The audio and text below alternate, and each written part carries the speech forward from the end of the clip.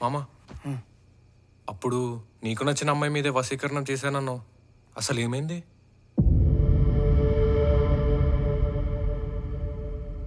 అప్పుడు తనకి ఇంకొకరితో పెళ్లి నిశ్చయించారా? అవునా? అది తెలిసి బాధతో తట్టుకోలేకపోయాను. తనకి నేను ఏ విధంగానూ తగనని తెలుసు. ఆమెకు నా పట్ల అలాంటి భావాలు లేవని తెలుసు. కానీ తను వేరొకరికి సొంతమవుతుందన్న ఊహే భరించలేకపోయానురా.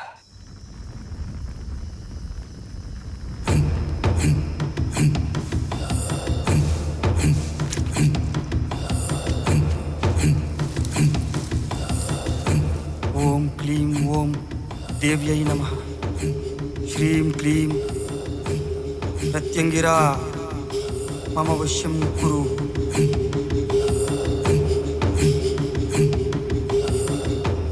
ఏం చేస్తున్నానో తెలియని విర్యావేశంలో తనపై వశీకరణం ప్రయోగించాను. హ్రీం సర్వేషట్ స్వాహ.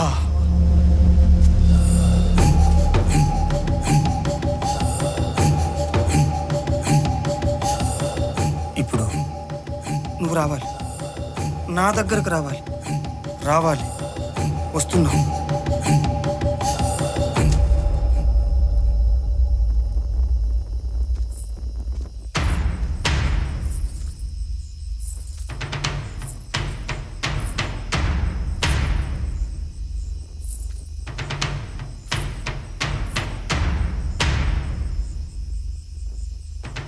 ఆమె పట్ల గౌరవం ఒకవైపు, నాలో తప్పు చేశానన్న భావన మరోవైపు. నాకేం చేయాలో అర్థం కాలేదు. నిన్ను గులాబీ పువ్వు తెమ్మన్నాను, తెచ్చావా?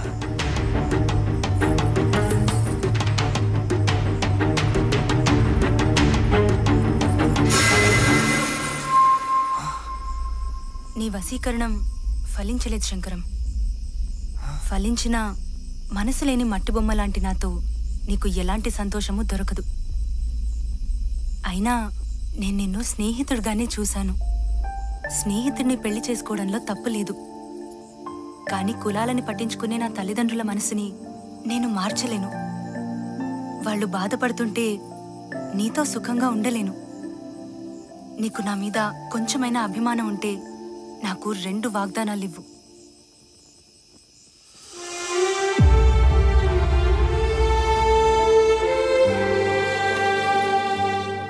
నేను బతికుండగా ఇంకెప్పుడూ నువ్వు నన్ను కలవకు. రెండోది, ఇంకెప్పుడూ నువ్వు క్షుద్ర పూజల జోలికి వెళ్ళకు.